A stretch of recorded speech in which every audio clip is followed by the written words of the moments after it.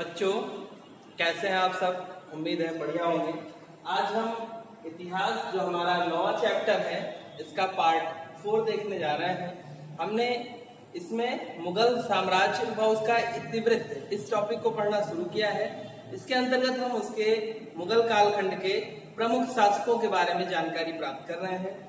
बाबर, हुमायूं और हुमायूं से जिसका संघर्ष हुआ शेरशाह, इनके बारे में हमने एक संक्षेप में डाटा तैयार किया है। अब इसके आगे हम अकबर, जो सबसे महत्वपूर्ण शासक है संपूर्ण साम्राज्य का, उसको देखेंगे। तो आइए देखते हैं कि अकबर का उसका जीवन कैसा है, उसकी नीतियां कैसी हैं और उसने कौन से ऐसे कार्य किए कि इतने लंबे समय तक उसका साम्राज्य अस्तित्व में रहा और वो शासक बना रहा। ठीक है, तो शुरू करते हैं। अकबर, इसका शासनकाल 1556 से 1605 ईस्वी तक माना जाता है। अकबर 1556 ईस्वी से 1605 ईस्वी तक ये इसका शासनकाल रहा है, कालखंड रहा है। इसका जन्म बाबर की पत्नी हमीदा बानो बेगम, जन्म हमीदा बानो बेगम के गर्भ से हुआ था।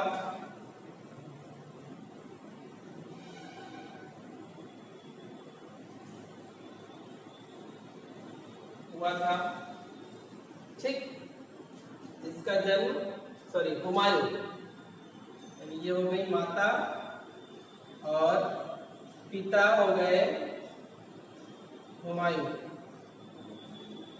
ध्यान रखिएगा, कंफ्यूज नहीं होना है। हुमायूं इसके पिता थे। 15 अक्टूबर 1542, 15 अक्टूबर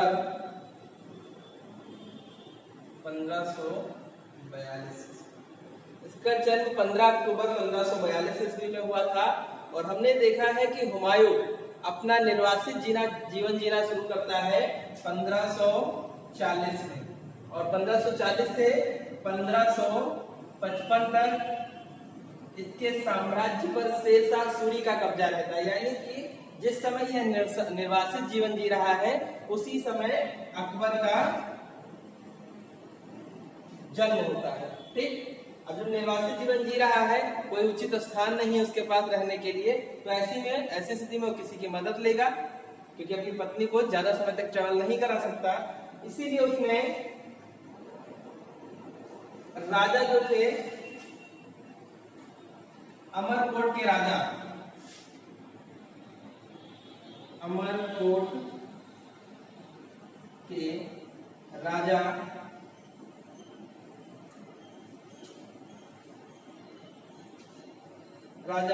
वीरसाल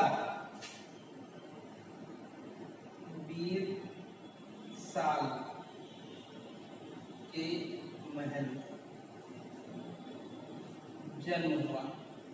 ठीक, अब इस प्रकार स्पष्ट हो जाता है कि अकबर का जन्म 2 अक्टूबर 1542 में अमरकोट के राजा वीरसाल के महल में हुआ था।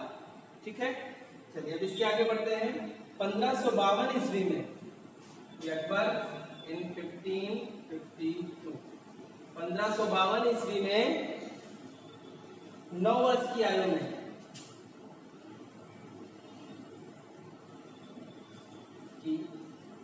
में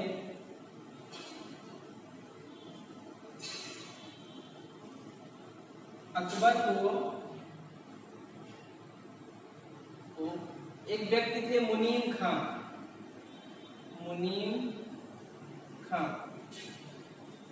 इनके संरक्षण में गजनी का गवर्नर नियुक्त किया जाता है। गजनी का गवर्नर नियुक्त किया गया। ठीक है, 9 वर्ष की आयु में गवर्नर बन जाते हैं। कहाँ के? गजनी के। चलिए आगे बढ़ते हैं। 1555 ईस्वी में लाहौर का गवर्नर इनको नियुक्त कर दिया जाता है। 52 में 9 वर्ष की आयु है, 55 में कितनी हो जाएगी? 12 वर्ष की आयु। 1555 ईस्वी में 12 वर्ष की आयु में लाहौर का गवर्नर नियुक्त कर दिया गया।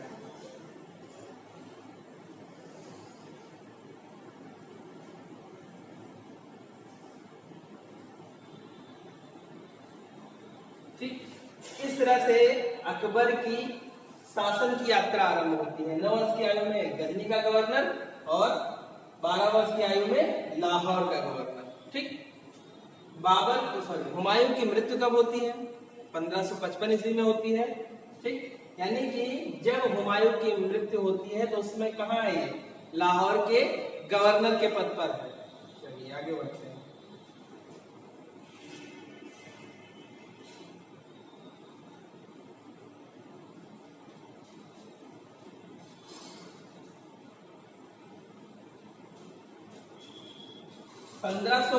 में मृत्यु होती है इसकी, और 1556 में इसकी आयु जब 13 वर्ष 4 माह की थी, 13 वर्ष और 4 माह की थी, उसी समय इसके पिता की मृत्यु हो जाती है और इसके संरक्षक थे बैरम खां। जिस समय समाचार मिलता है कि हुमायूं की मृत्यु हो गई है, अकबर अब उनके एकमात्र उत्तराधिकारी बचे हैं, उसी समय के संरक्षक बैरम खां, जो कि इनके साथ शिकार पर गए हुए थे जंगल में, वही जंगल में ईंटे का चबूतरा जोड़ते हैं और इस बात की घोषणा कर देते हैं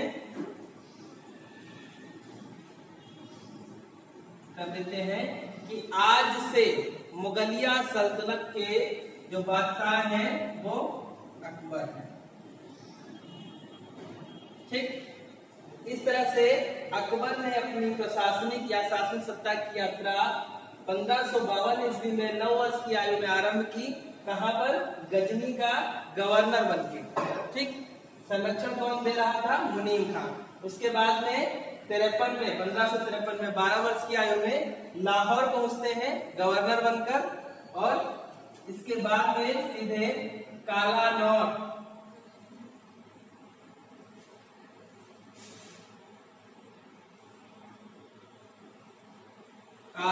नामक स्थान पर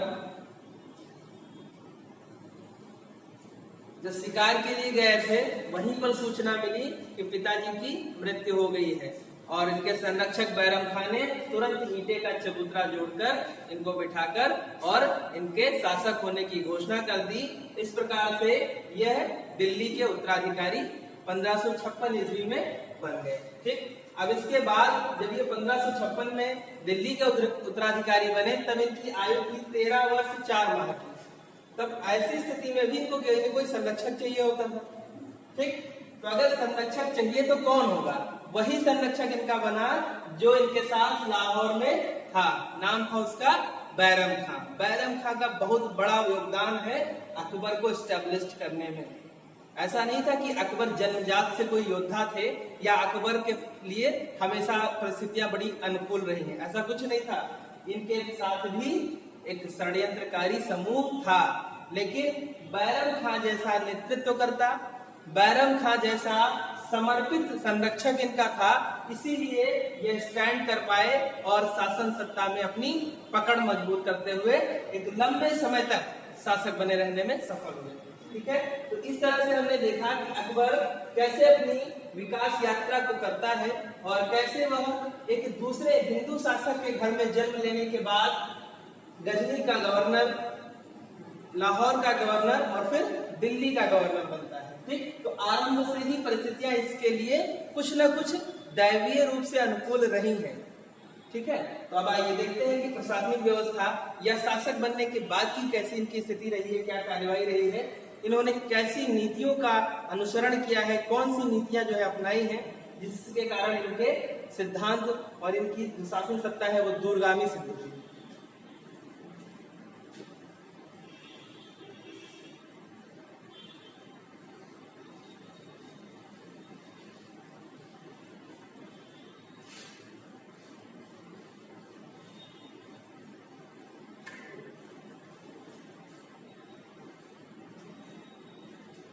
अभी मैंने बताया काला नौर,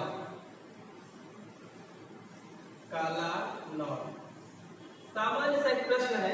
काला नौर भाई कोई ऐसा महानगर तो है नहीं और ना ही कोई स्टेट है इस समय जो हम उसको जान गए, तो मन में एक प्रश्न उठता है कि काला नौर आखिर होगा क्या। ठीक, तो जो काला नौर है पंजाब का गुरदासपुर, अब पंजाब तो जानते ही हैं, पंजाब का गुरदासपुर यहीं पर पड़ता है कालानौर। ठीक, और इसी कालानौर में 14 फरवरी 1556 ईस्वी को, 14 फरवरी 1556 ईस्वी को अकबर का राज्याभिषेक हुआ। ठीक, अकबर का राज्याभिषेक हुआ। ध्यान रखिएगा मुगल काल में 14 फरवरी का बड़ा महत्व है। बाबर का जन्म, अकबर का राज्याभिषेक, आगे भी कुछ सिद्धांत मिलते जाएंगे, वो चीजें बाद में आएंगी, लेकिन 14 फरवरी है।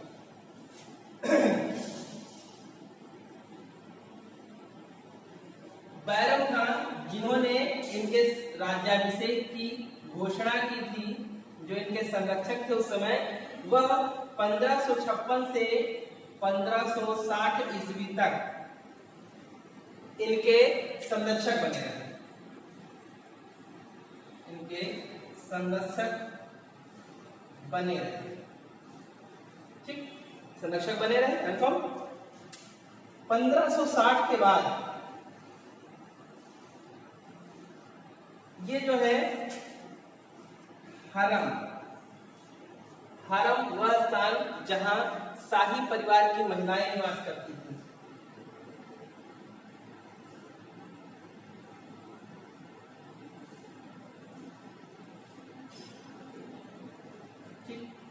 हरम वह स्थान जहां शाही परिवार की महिलाएं निवास करती थी, जैसे अकबर की माता, इनकी बहनें, इनकी पत्नियां, जो भी हों, जैसे XYZ जो भी हो।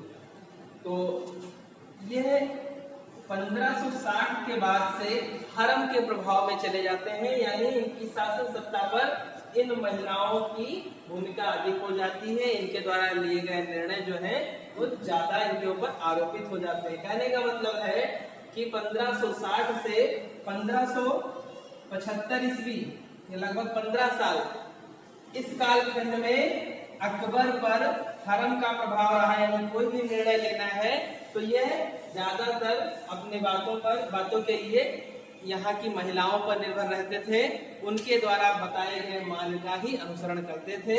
और इसीलिए इस कालखंड को कहा जाता है पेटीकोट सरकार।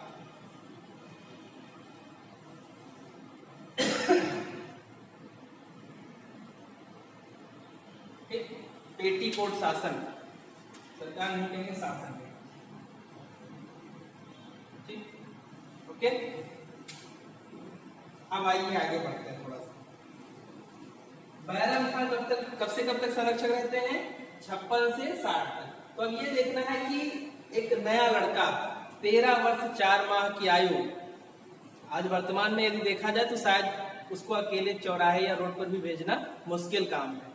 ऐसी स्थिति में वो दिल्ली का बादशाह बना है, पूरे भारत में, उत्तर भारत में लगभग क्षेत्र को कब्जा कर चुके उस शासन का उत्तराधिकारी बना है। तो ऐसी स्थिति में क्या वह तत्काल सभी निर्णय लेने में सक्षम है या उसे किसी के सहयोग की आवश्यकता है? जाहिर सी बात है किसी न किसी के सहयोग की आवश्यकता है, क्योंकि अभी उम्र में बहुत कम है, अनुभव ज्यादा नहीं है, प्रशासनिक क्षमताएं हैं तो धीरे धीरे विकसित हो जाएंगी, अभी पूर्ण रूप से विकसित नहीं है। तो यही कालखंड है 56 से 60 तक, इसमें बैरम खान के संरक्षण में रहता है। अब देखेंगे कि बैरम खान ने अपने संरक्षण के कालखंड में अकबर को और मुगल सल्तनत, मुगल सत्ता को आगे बढ़ाने के लिए समर्पित होकर कौन से कार्य किए। उसमें हेमू से लड़ाई जो होती है, उसको हम लोग देखेंगे। तो आइए देखते हैं बैरम खां का जो कार्य है इनके प्रति, सबसे पहले उसको देख लेते हैं, क्योंकि अब तो इनको हमने शासक बना ही दिया है और शासक बनाने के साथ साथ इस बात की भी घोषणा कर दी है कि इन महोदय के संरक्षक बैरम खां जी हैं। ठीक, अब उस बैरम खां के बाद जो आएगा उसकी स्थिति हम लोग बाद में देखते जाएंगे, लेकिन बैरम खां का जो कार्य है उसको साथ में देखते चलते हैं, क्योंकि बहुत ही महत्वपूर्ण कैरेक्टर रहा है, इंपॉर्टेंट कैरेक्टर रहा है बैरम खां का इनके शासन सत्ता को स्थायित्व प्रदान कराने में। बैरम खां 1556 से 1560 तक अकबर का संरक्षक रहा। दिल्ली में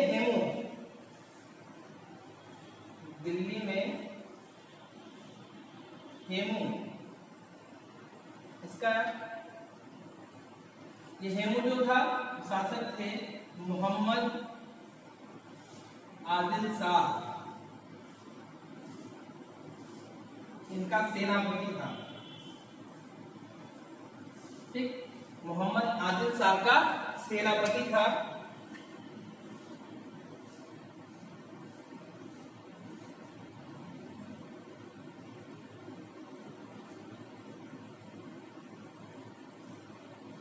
इसने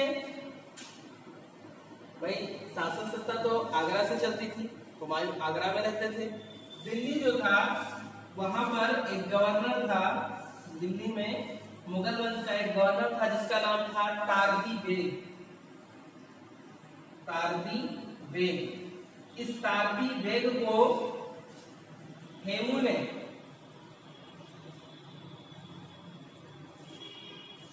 5 नवंबर 1556 ईस्वी को यहां से मार भगाया मतलब इसको यहां से विस्थापित करके इसके साम्राज्य या इसके गवर्नरी क्षेत्र पर कब्जा कर लिया। ठीक है,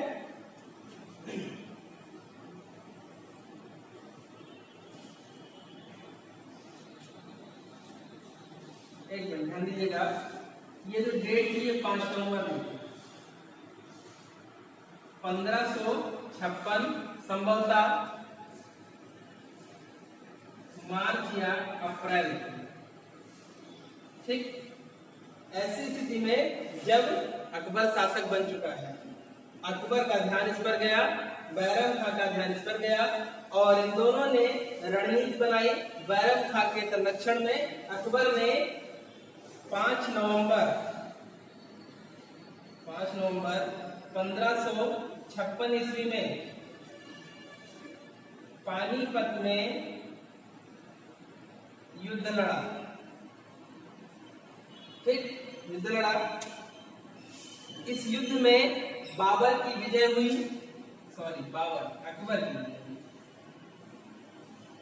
अकबर की विजय हुई। अकबर ने पराजित किसको किया? हेमू को पराजित किया। ठीक, यानी कि यह स्पष्ट हो गया ये जो पानीपत का युद्ध है ये अकबर और हेमू के मध्य हुआ। कंफर्म कब हुआ? 5 नवंबर 1556 में हुआ। लेकिन यहाँ पर जो समस्या है वो ये है कि पानीपत का युद्ध तो पहले भी हो चुका है, हम याद कैसे रखेंगे? तो ध्यान रखिएगा, ये पानीपत का द्वितीय युद्ध था। प्रथम युद्ध होता है 21 अप्रैल 1526 को बाबर और इब्राहिम लोदी के मध्य। पानीपत का दूसरा युद्ध होता है 5 नवंबर 1556 ईस्वी को अकबर और हेमू के बीच, जिसमें अकबर विजयी हुआ। पानीपत के 2 युद्ध, दोनों में मुगल शासक विजेता बनते हैं। ठीक है, चलिए आगे बढ़िए।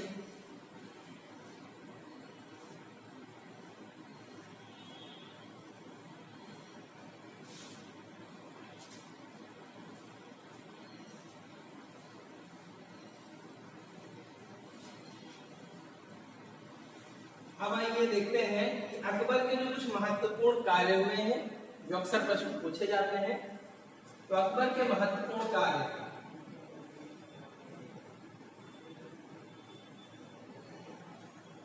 ठीक, महत्वपूर्ण कार्य, डेट जो सन है, ईस्वी है उसको, और उसके जो कार्य है इसको दोनों को हम लोग देखते हुए चलेंगे।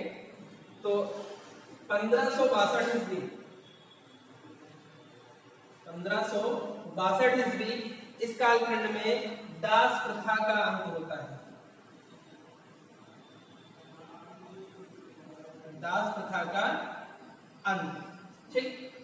1562 में दास प्रथा का अंत, 1562 में ही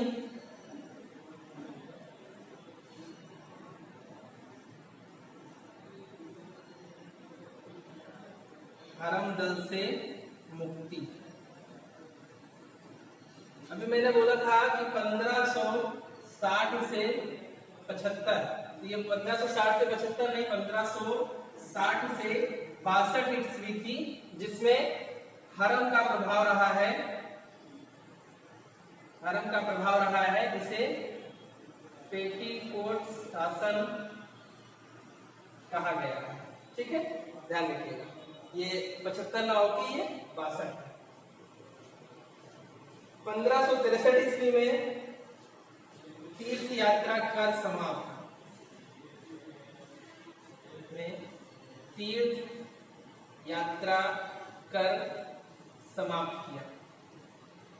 नहीं था कि जैसे जो गैर इस्लामिक लोग हैं, अगर वो तीर्थ यात्रा करने जाते हैं तो उन पे टैक्स लगता था। लोगों को अपने काम के लिए दास बनाया जाता था या दासों को खरीदा जाता था। धर्मदल मैं पहले ही बता चुका हूं। 1564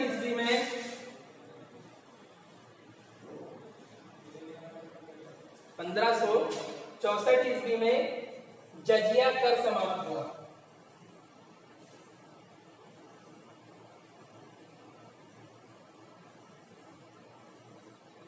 जजिया कर को समाप्त कर दिया इसने 1564 ईस्वी में। 1571 ईस्वी में फतेहपुर सीकरी की स्थापना की एवं राजधानी आगरे से फतेहपुर सीकरी लेके आए। 1571 ईस्वी फतेहपुर सीकरी नगर या शहर कहेंगे इसको, नगर की स्थापना और राजधानी आगरा से फतेहपुर।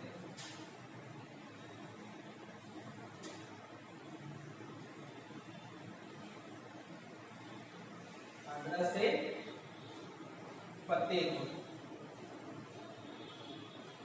स्थानांतरण हो गया, ठीक। राजधानी का स्थानांतरण अकबर ने किया, तो इसका एक महत्वपूर्ण कार्य भी ध्यान रखिएगा कि आगरा से फतेहपुर राजधानी कौन लेके गया था? अकबर लेके आया था। कब लाया था? 1571 ईस्वी में, यानी 1571 में।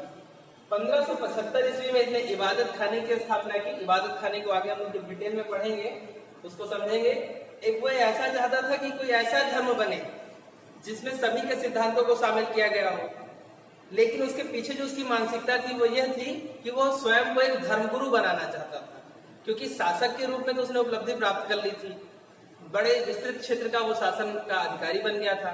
लेकिन अब उसकी मानसिकता बन गई थी कि शासन सत्ता में रहने के बाद कुछ समय के बाद लोग भूल जाएंगे, नया शासक आ जाएगा, बेहतर कार्य करेगा।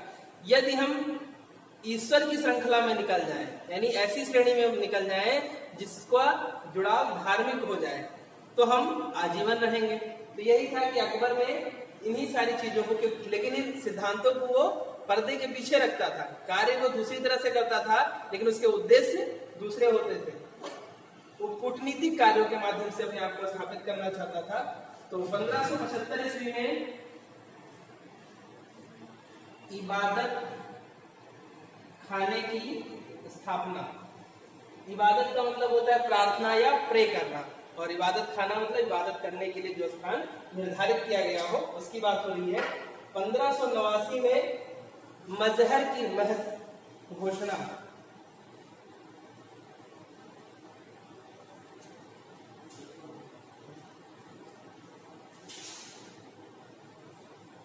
मजहर की घोषणा, ठीक। इसके बाद 1580 में बहुत ही प्रसिद्ध कार्य है इसका, दहसाला भूमि प्रबंधन। राजा टोडरमल से संबंधित है, आप लोग इसको पढ़ भी चुके हैं। तो 1580 ईस्वी में दहसाला भूमि व्यवस्था लागू। 1582 में मैंने पहले बताया ना कि ये धार्मिक क्षेत्र का मुखिया बनना चाहता था, और अंत में निर्णय लेकर आ ही गया। 1582 ईस्वी में इसने दीने इलाही धर्म की घोषणा कर दी, इसकी स्थापना कर दी। ठीक, 1582 ईस्वी दीन ए इलाही की घोषणा। ठीक, इस तरह से ये रहे अकबर के कुछ महत्वपूर्ण कार्य।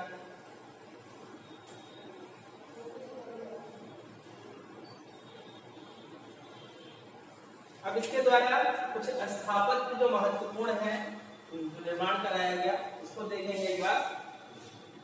इसको नोट डाउन कर लीजिएगा।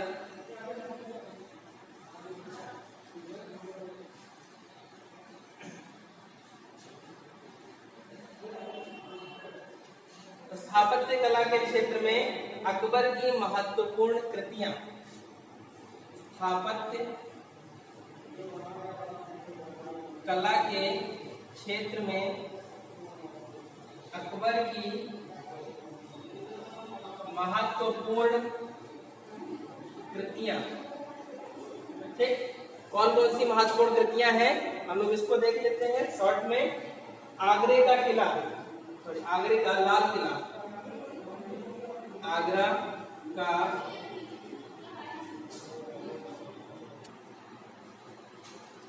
ठीक है, तो आगरे का किला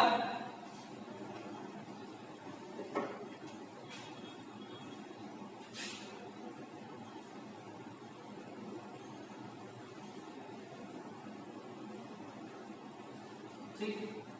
उसके बाद सेकेंड आता है फतेहपुर सीकरी में शाही महल। उसके बाद दीवाने खास और पंचमहल।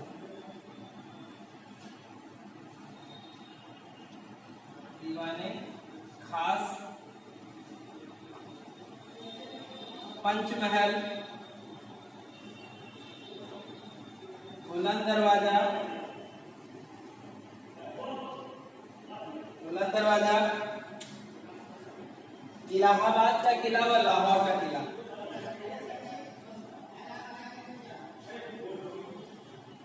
इलाहाबाद का किला,